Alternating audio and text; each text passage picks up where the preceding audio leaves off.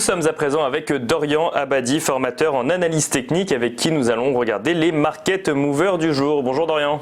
Bonjour Nicolas. Alors vous êtes au téléphone avec nous, 3 market movers ce matin. Il s'agit de Airbus, LVMH et Vinci. Et donc on commence tout de suite avec Airbus.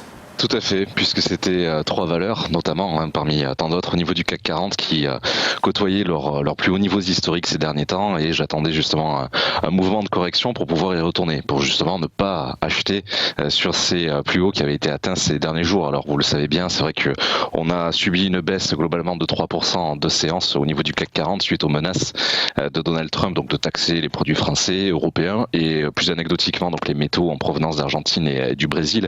Côté français, évidemment, c'est une mesure de rétorsion face à l'adoption par le Parlement de la taxe GAFA. Et donc concrètement, au niveau d'Airbus, les niveaux d'achat qui m'intéressaient sur votre antenne ces derniers jours étaient fixés sur les 127 et les 122 euros l'action. Donc ça tombe bien puisque ce repli, cette correction de 3-4%, notamment sur Airbus, a permis d'atteindre au moins le premier niveau des 127, pas encore le deuxième sur les 122. Et donc le principal objectif qui m'intéresse ici est fixé sur les 129 euros l'unité. Alors il faut savoir que en plus des menaces de Donald Trump, le coup dur s'est exercé aussi sur Airbus hier, puisque l'OMC, l'Organisation mondiale du commerce, a estimé que les subventions européennes versées à Airbus n'avaient pas cessé. Voilà, donc on est toujours au niveau de ce même conflit avec cette amende, cette mesure de rétorsion que risquent d'appliquer les États-Unis.